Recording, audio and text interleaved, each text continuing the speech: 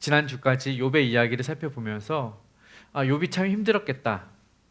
욥에게 이제 주어진 가장 큰 숙제는 고난이었고 그 고난을 어떻게 이겨내는가, 그 고난을 통하여서 무엇을 배워야 하는가, 이것이 이제 고난에 대하는 욥의 숙제였는데, 저는 이것을 보면서 고난도 고난 자체이지만 물론 고난이 굉장히 컸죠. 그렇지만 욥에게 더 큰 외로움과 더 큰 좌절과 절망을 주는 것은 그 고난과 더불어서 찾아온 친구들의 야유와 비난이었던 것 같습니다. 말하자면 고난을 겪은 욥에게 찾아와서는 너에게 이러한 고난이 찾아온 이유는 너의 부덕에 소치이고 너의 믿음의 부족이고 너가 하나님 앞에 범한 범죄 때문이야 라고 말하는 친구들의 그러한 조소 담긴 비난, 비웃음 섞인 그런 손가락질 때문에 아마 욥은 더 힘들지 않았을까.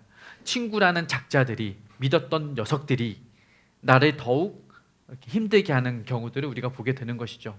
그러니까 정리하자면 고난이 있을 때 우리 옆에 정말 고난 자체와 나의 상황을 다 떠나서 그냥 나의 존재 자체를, 나의 상황 자체를 이해해주고 공감해주고 또 내가 의지할 수 있는 대상이 되어준다면, 그런 사람이 있다면 얼마나 좋을까. 물론 고난이 힘들지만 그 친구들로 말미암아, 그 주변 사람들로 말미암아, 나를 지지해주는 그 사람들로 말미암아 조금은 수월하게 이 고난을 버텨나갈 수 있지 않을까라는 생각을 하게 되는 거죠. 오늘 말씀을 통해서 그걸 살펴보려고요. 우리의 모든 고난의 상황 가운데, 어려움 상황 가운데, 두려운 상황 가운데에서도 모두가 다 날 떠나도 우리가 의지해야 할 한 사람이 있다면 그것은 누구인가? 그분은 누구인가? 오늘 말씀 쪽에서 그 답을 찾아보려고 합니다. 오늘 말씀에 보면 이 고난과 어려움을 겪은 한 사람이 나와요. 남유다의 왕 아하스 왕입니다. 당시는 이제 남유다와 북이스라엘로 이스라엘이 분단된 상태였죠. 그래서 남유다의 왕으로 아하스가 통치하고 있었던 시대인데, 역사적인 배경을 보면 이 남유다의 아하스 왕이 어려움에 처해요. 고난에 처해요. 두려움에 처해요. 무슨 상황이냐? 북쪽에 있던 북이스라엘과 그리고 그 옆에 있던 나라 아람 나라가 둘이 동맹을 맺고 남유다를 쳐들어오는 거죠. 왜 이런 상황이 펼쳐졌느냐? 그보다 더 북쪽에 있던 거대한 나라, 아수르라는 나라, 우리가 세계사에서는 아시리아라고 배우는 그 나라가 세력을 확장해 오면서 그 파워가 점점점 남쪽으로 밀고 내려오는 거예요. 그러니 그 바로 밑에 있던 북이스라엘과 남유다, 아람이 위협을 느꼈고 둘이 동맹을 맺어서 북쪽에서 치고 내려오는 아수르에 대항하기로 합니다. 그러나 여전히 힘이 약해요. 이들은 작은 소국이기 때문에. 그래서 이들의 동맹 국가를 더 찾는 거예요. 그 중에 하나 후보가 누구예요? 바로 북이스라엘 밑에 있던 남유다. 남유다에 가서 아하스 왕에게 말을 하는 거죠. 아하스 왕, 당신도 위험하지 않습니까? 우리 이대로 일단 다 죽게 생겼어. 이러다 다 죽어. 그래서 어떻게 해요? 동맹을 맺자. 아수르에 대적하자. 그랬는데 남유다에 있던 오늘 본문의 아하스 왕이 이 동맹을 거절해요. 실소. 그러자 어쭈 이것 봐라. 같이 살자는데 너 혼자만 살겠다고? 가만 안 두겠어. 북이스라엘과 아람이 남유다를 쳐버리는 거죠. 사실 호기롭게 이들의 제안을 거절했지만 정작 이들이 치고 내려오자 아하스 왕의 마음엔 두려움이 생기는 거예요. 나라 전체가 고난에 빠지는 것이죠. 그래서 아하스 왕과 그 나라가 전체가 두려워 떨기 시작합니다. 본문 7장 2절로 거슬러 가면 그 내용에 대해서 요약을 해놓고 있어요. 시작. 어떤 사람이 다윗의 집에 알려 이르되 아람이 에브라임과 동행하였다 하였으므로 왕의 마음과 그의 백성의 마음이 숲이 바람에 흔들림같이 흔들렸더라. 다윗의 집은 남유다를 말합니다. 남유다는 다윗의 혈통을 이어받은 나라거든요. 그리고 에브라임이란 나라는 북이스라엘을 말하겠죠. 에브라임 가문의 혈통을 이어받은 나라를 말합니다. 그러니까 북이스라엘과 아람이 동행하였고 그 다윗의 집에, 그러니까 남유다에게 그 소식이 들려지자 왕의 이름이 아하스 왕과 그의 모든 백성이 어떻게 돼요? 바람에 흔들림같이. 엊그저께 바람이 엄청 불어서 지금 저희 교회 큰 난리가 한번 났었는데 바람이 흔들림같이 그들의 마음이 흔들리는 거예요. 두려운 거죠. 떨리는 거죠. 그때 하나님께서 말씀하십니다. 선지자 이사야를 보내시는 거예요. 이사야 선지자를 보내서는 뭐라고 말씀하시느냐? 걱정하지 마. Don't worry. 하나님께서 탁 말씀하셔요. 한마디로 너희를 대적하는 그 두 나라들, 그들은 곧 멸망할 것이고 너희를 집어삼키지도 못할 것이고 너희는 나로 인하여 구원받을 것이야. 그러니 누구만 믿어? 나만 믿어. 하나님께서 그렇게 찾아가 위로를 해주시는 거예요. 그리고 말씀하시는 게 뭐냐면 너 이거 잘 못 믿겠지. 그래도 두렵고 떨리지. 그래도 걱정되지. 너가 원한다면 내가 징조를 하나 보여줄게. 증표를 줄게. 표적을 보여줄 테니까 원하는 걸 다 말해봐. 그럼 내가 그거 보여줘서 너로 하여금 내가 이 나라를 지킨다는 것을 확인시켜 줄게. 표적을 구하라는 거예요. 하나님께서는요, 하나님의 약속을 하실 때, 하나님이 어떤 일들을 보여주실 때 종종 사람들로 하여금 표적을 보여주시면서 믿게 하셨어요. 왜? 하나님은 보이지 않는 하나님이신데 어떻게 믿어요? 이러는 거죠. 우리 인간은 그렇잖아요. 우리는 보는 대로 믿는 사람들이잖아요. 보이지 않는 것을 믿어요? 늘 우리 그런 얘기 자주 하잖아요. 보지 않으면 안 믿잖아요. 우리 집에 뭐 금송아지 100마리 있어. 뭐 이런 얘기 어렸을 때 많이 하셨잖아요. 너네 집에만 있느냐? 우리 집에도 있다. 막 이러면서 진짜 유치하게 싸웠잖아요. 사람은 그렇다는 거 못 믿어요. 보지 않으면 못 믿어. 그러니 보여주겠다는 거예요. 그래서 모세에게 보여주셨어요. 모세가 출애굽하기 위해서 애굽의 왕 바로 앞에 갈 때 하나님께서는 모세를 부르셔요. 너를 내가 이스라엘을 출애굽시킬 구원할 지도자로 세우겠다. 하나님 제가 어떻게 해요? 그걸 어떻게 해요? 저는 연약하고 부족하고 입술도 우둔하고. 그러자 하나님이 말씀하셔요. 네 손을 품속에 넣어봐라. 모세가 품속에 넣습니다. 빼보니까 어떻게 돼요? 손에 문둥병이 걸리는 거예요. 와, 하나님 어떻게 된 거예요? 다시 손을 집어넣어봐라. 딱 넣었더니 손이 깨끗해지는 거죠. 이 표적을 보아라. 내가 너의 모든 삶을, 너의 모든 행위를 지켜보겠다. 너의 손에 든 지팡이를 바닥에 던져봐라. 지팡이가 바로 뱀으로 변하죠. 다시 잡아봐라. 꼬리를 잡아봐라. 잡았더니 지팡이로 다시 변하는 거예요. 표적을 보여주셔요. 하나님께서 기드온을 부르셔요. 기드온과 400용사, 300용사, 1000용사인가? 300용사죠. 300용사를 택하겠다고 약속하셨던 그 기드온 기억하시죠? 그 기드온을 부르실 때 기드온이 어디 숨어 있었어요? 타작마당 포도주 틀에 숨어 있었다고요. 그 겁쟁이였어요. 어떻게 제가 저 같은 것이 저 미디안 군대와 상대하겠습니까? 두려워요, 못 가요. 이랬을 때 하나님이 기드온에게 징조를, 표적을 보여주죠. 어떻게? 양털로. 기드온이 말하는 거죠. 하나님 정말 나와 함께 하시겠다면 저기 저 마당에 양털 뭉치 하나 던져 놓을 테니까 밤 사이에 바닥은 다 마르고 양털만 남게 해주세요. 양털만 젖게 해주세요. 아침에 일어났어요. 바닥은 다 말라 있는데 양털만 축축하게 젖어 있는 거예요. 축축하게 제 침이 튀었네요. 축축하게 젖어 있는 거예요. 와, 깜짝 놀랐어요. 그런데 이것으로 만족하지 못해요. 기드온이. 어떻게 해요? 다시 하나님, 땅은 금방 마를 수 있고 양털은 물을 잘 먹으니까 비가 왔는데 땅은 그냥 마른 것 같고 양털만 좀 젖어져 있는 것 같아요. 이거는 좀 못 믿겠어요. 반대로 해주세요. 양털만 뽀송뽀송하게 말라 있고 땅만 축축하게 젖어 있게 해주세요. 다음날 아침에 눈을 떴어요. 그대로 됐습니다. 하나님이 보여주시는 거예요. 내가 이런 하나님이다.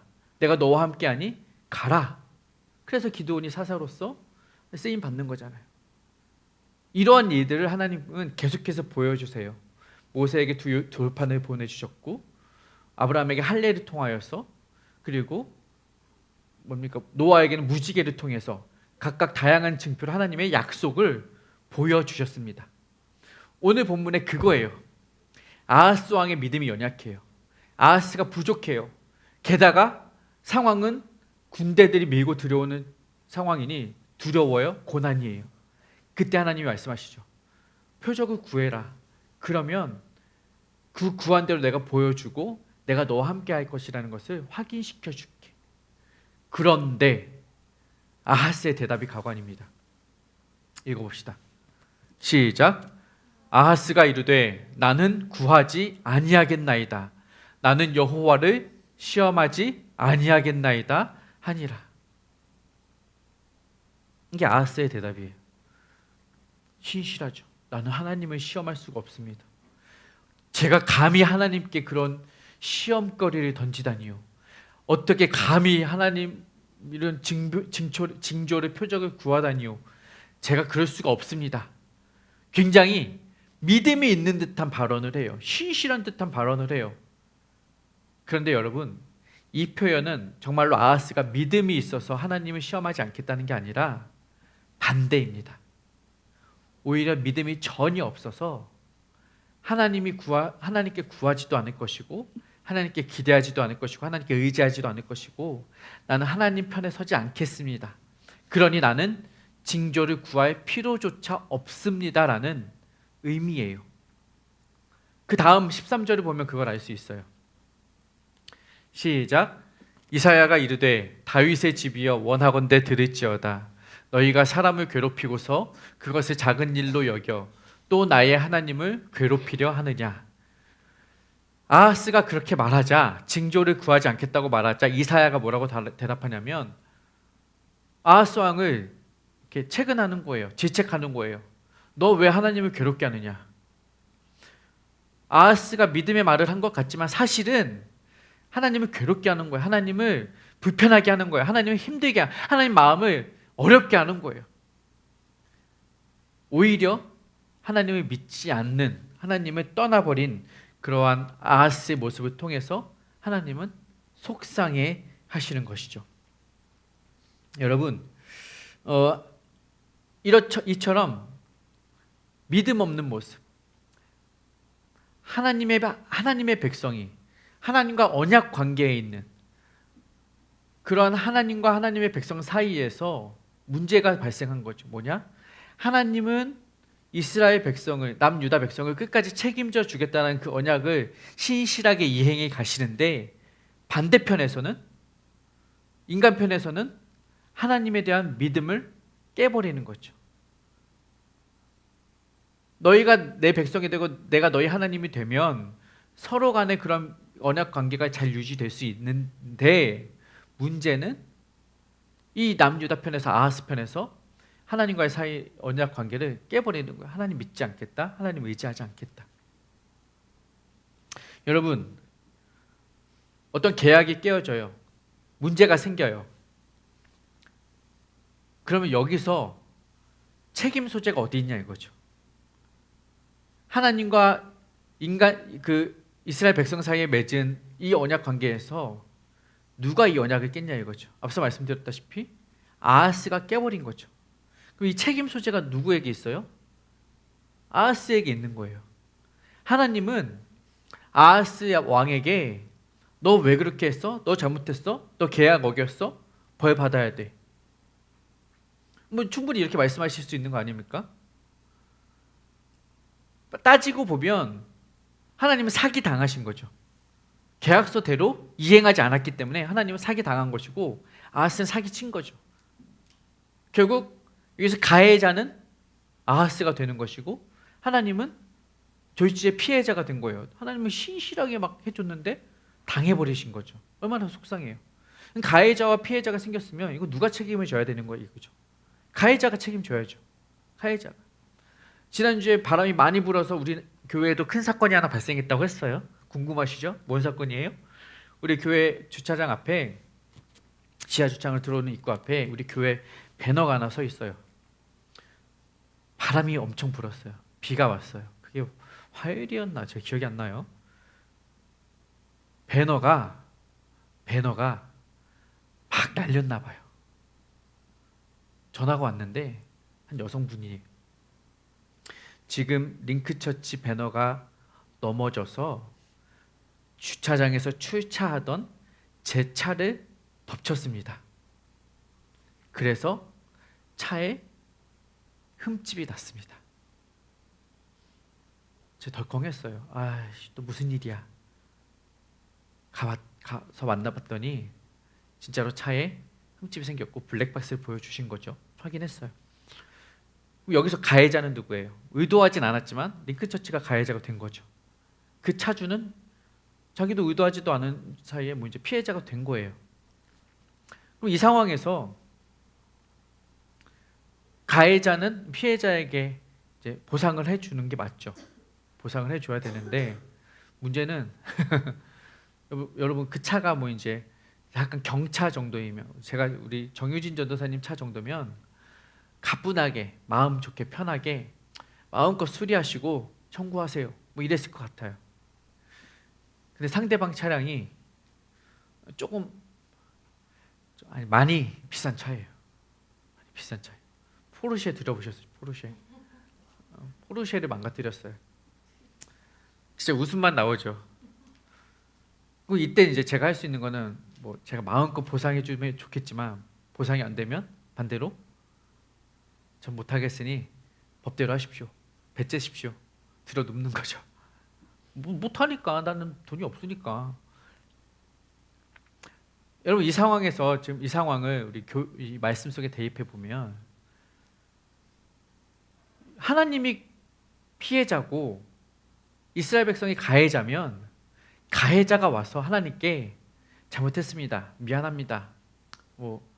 어쩌다 보니 제가 실수했네요. 뭐 이렇게 와서 사과를 하든가 그에 대한 피해 보상을 하든가 하나님 토닥토닥 잘못했어요. 하나님 다음부터 잘할게요. 뭐 이렇게라도 말을 하든가 피해자에 대한 가해자의 피해 복구가 보상이 이루어져야 되잖아요. 그런데 오늘 본문을 보면 완전히 다른 반응이 일어납니다. 다음 절 볼까요? 13절 14절인가요? 14절 시작. 그러므로 주께서 친히 징조를 너희에게 주실 것이라. 보라, 처녀가 잉태하여 아들을 낳을 것이요 그의 이름을 임마누엘이라 하리라. 자, 아하스는 징조를 구하지 않았어요. 징조를 받지 않겠다고 말했어요. 가해자가 오히려 떳떳하고 당당하고 심지어는 파렴치한 거죠. 주님, 저는 징조를 받지도 않을 것이고요, 저는 제 뜻대로 살겠습니다. 이렇게 나오는 거예요. 근데 지금 이 상황에서 피해를 받으신 하나님께서는 오히려 아하스에게 찾아가셔서 내가 친히 너희에게 징조를 줄게 라고 말씀하시는 거예요. 너에게 내가 함께 할 것이라는 표적을 내가 줄게. 너가 원하지 않아? 너가 받지 않아? 너가 나를 떠나? 너가 나를 무시해? 너가 나를 의심해? 너가 나를 불신해? 상관없어. 너의 마음이 어떠하든 너의 상태가 어떠하든 너가 나를 어떻게 받아들이든 상관없어. 나는 끝까지 너와 함께 할 거야. 그래서 하나님께서 약속해 주시는 거예요. 보라, 처녀가 잉태하여 이름을 낳을 것이요 그의 이름을 임마누엘이라 하리라. 임마누엘은 무슨 뜻이에요? 하나님께서 우리와 함께 계시다. 임마누엘이라는 메시지를 주시는 거예요. 너희가 나를 떠나도, 너희가 나를 무시해도, 너희가 나와 함께하지 않는다 단절하고 선언할지라도 그래도 나는 너희와 함께할 거야. 임마누엘. 하나님은 아시는 거예요. 아하스가 저렇게 말을 하지만 그래도 아하스는, 그래도 남유다는 내가 택한 백성이고 내가 선택한 자녀들이고 내가 선택한 자식들이고 내가 출애굽시킨 백성들이고 그들이 지금 고난에 있고 고통에 있고 아파하고 두려워하고 숲의 나무들처럼 떨고 있어. 그러면 그들에겐 나의 도움이 필요하겠구나. 저들이 아무리 나를 거부해도, 저들이 아무리 나를 멀리해도 저들의 마음과 상관없이 나의 속성이, 나의 성품이, 내가 저들을 향한 사랑의 마음이 멈출 수가 없구나. 저들을 가만히 둘 수가 없구나. 저들의 고난을 내버려 둘 수가 없구나. 내가 도와야지, 내가 함께 해야지. 임마누엘, 내가 친히 너희에게 징조를 보여주겠다는 거예요. 하나님의 속성입니다. 이것이 여러분 하나님의 신실하심입니다. 우리가 설령 그분을 떠나도, 우리가 고난 중에 하나님이 아닌 다른 것들을 의지하도, 다른 것들을 바라보아도 하나님의 음성에 귀를 닫고 주님, 난 주님 필요 없어요. 주님 나와 함께 하시지 않잖아요. 내 기도 듣지 않으시잖아요. 아무리 주님의 손을 내뿌리쳐도 주님의 끝까지 우리의 손을 붙잡고 내버려 두지 아니하시는 분이에요. 임마누엘의 하나님이라는 거죠.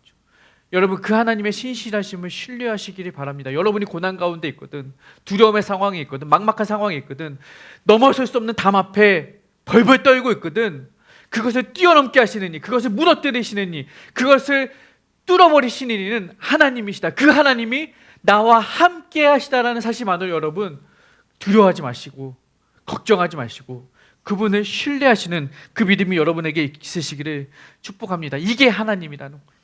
성경을 보면 이 하나님의 임마누엘의 속성은 계속해서 반복되고 있습니다. 여호수아 1장 9절을 보면 이렇게 기록이 되어 있어요.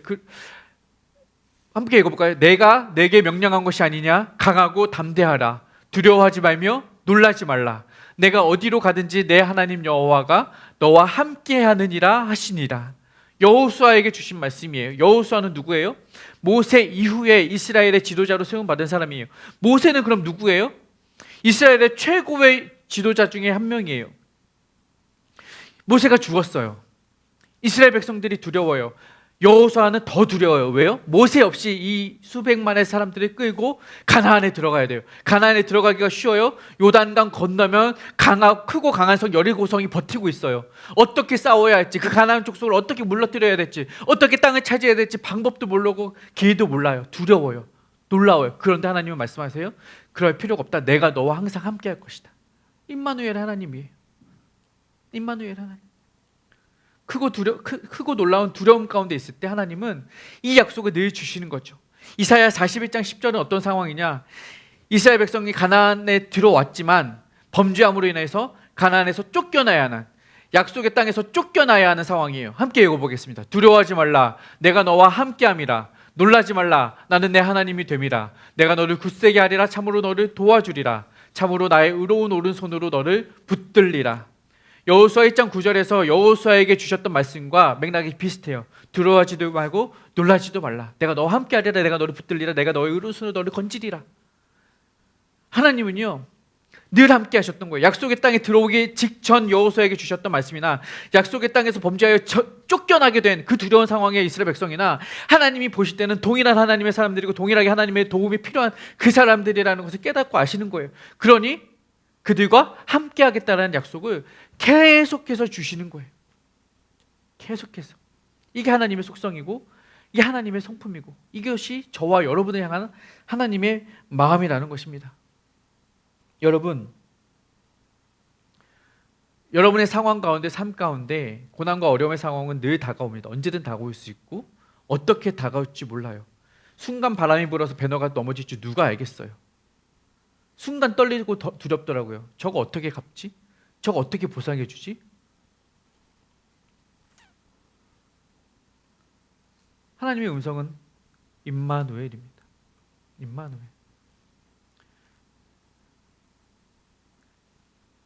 아하스 왕은 그리고 남유다는 결국 하나님을 떠났습니다.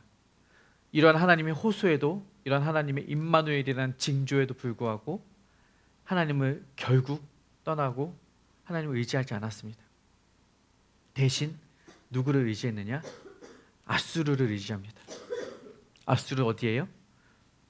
북쪽에 있는 거대한 왕국, 제국. 남유다는 생각을 했겠죠.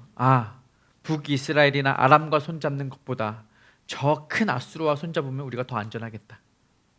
어쩌면 지혜로운 선택이죠. 어쩌면 실질적이고 실리적인 선택이에요. 그리고 실제로 결과도 그러했어요. 아수르 덕분에 그들은 아람과 이스라엘 군대가 싸운 가운데 버텨낼 수 있었어요. 그러나 훗날 시간이 흘러서 아수르는 모든 나라를 다 집어삼킵니다. 믿었던 도끼의 발등이 찍히죠.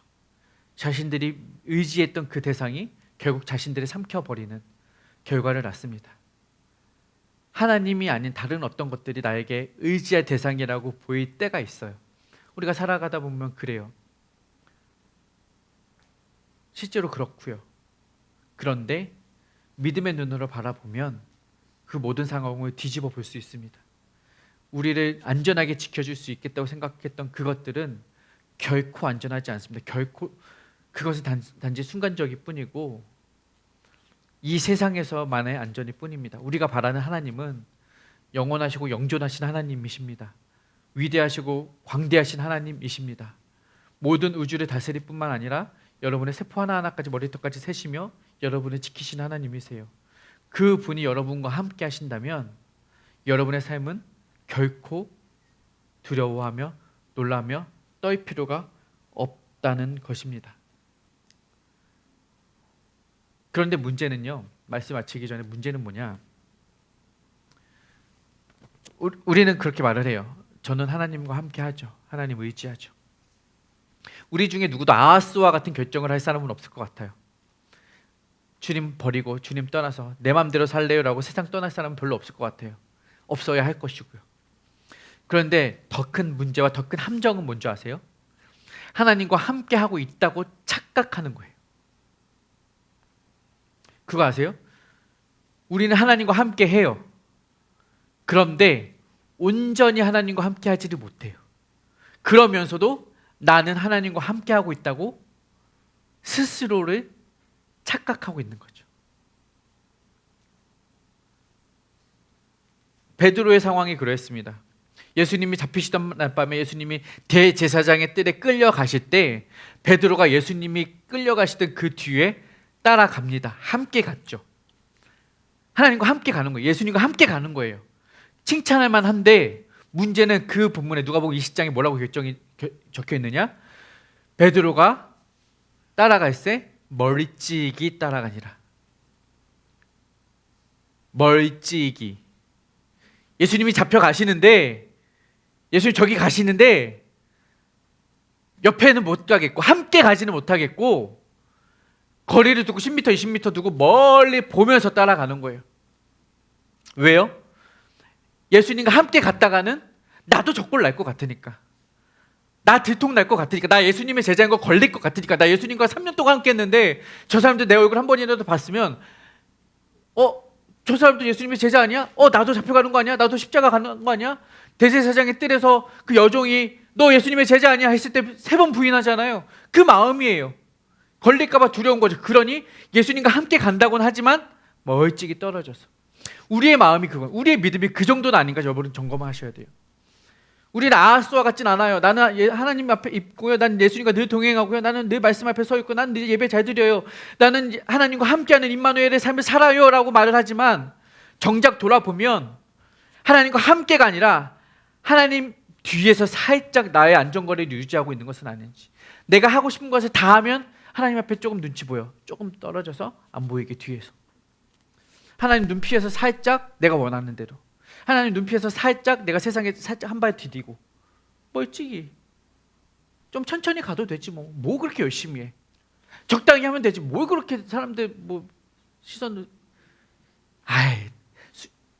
그 주일날만 하면 돼, 어느 정도 거리 유지해, 매일매일 갈 필요 없어, 성경 그렇게 적당히 해, 멀찍이 해. 우리의 신앙이 그걸 점검하셔야 돼요. 하나님 함께 하라고 하셨으면 하나님과 함께 가는 거예요. 동해선상에서 같이 발맞추어, 그게 함께예요. 하나 둘 같이 가는 거죠. 멀찍이 두고 따라가면서 주님이 잘하시나 안 하나 보자, 주님이 날 도우실 만한가 아닌가 보자, 어려울 때만 가면 되지 멀찍이 가서. 여러분, 오늘 말씀을 통해 우리에게 주신 메시지를 다시 한번 정리하면서 기억하기 원합니다. 주님은 우리의 모든 고난 가운데, 어려운 가운데 함께 하십니다. 시편 23편의 시편 기자의 고백입니다. 내가 사망의 음침한 골짜기로 다닐지라도 내가 해를 두려워하지 않을 것은 주께서 나와 함께 하심이라. 임마누엘이에요. 사망의 음침한 골짜기에서도 두려워하지 않을 수 있는 단 한 가지 이유가 있다면, 내 손에 든 지팡이도 아니고 나와 함께하는 사냥개도 아니고 나의 든든한 울타리도 아니라 하나님이 함께 하신다는 자체가 나의 가장 큰 위로라는 거예요. 여러분에게 가장 큰 위로가 무엇입니까? 내 통장에 든든한 잔고예요? 내 잘난 외모예요? 내 잘난 스펙이에요? 내 옆에 있는 멋진 남친이에요? 아니요. 주님이 우리와 함께 하심으로 인하여 여러분은 강건하게 견고하게 서실 수 있는 것입니다. 그 주님을 붙잡으시고 그 주님을 믿고 그 주님을 신뢰하시고 그 주님과 함께 계십시오. 주님이 여러분과 함께 계십니다. 임마누엘의 하나님, 그분을 온전히 신뢰하십시오. 여러분이 고난을 당할 때마다 믿음이 약해집니다. 작아져요. 점점점 주님과 함께하던 거리가 멀어질 수 있어요. 그러나 그 순간에도, 우리의 믿음이 작아지는 순간에도 우리를 향한 그 하나님의 사랑은 결코 작아지지 않습니다. 우리가 주님과의 관리가 떨어질 때도 주님은 결코 우리를 멀리 두지 내버려 두지 않으려 하십니다. 오히려 그럴수록 우리를 향한 주님의 그 손길은 더욱 강하게 우리를 붙잡아 주실 줄을 믿습니다. 여러분 고난 가운데 계십니까? 주님을 바라보십시오. 주님이 여러분과 함께 계십니다.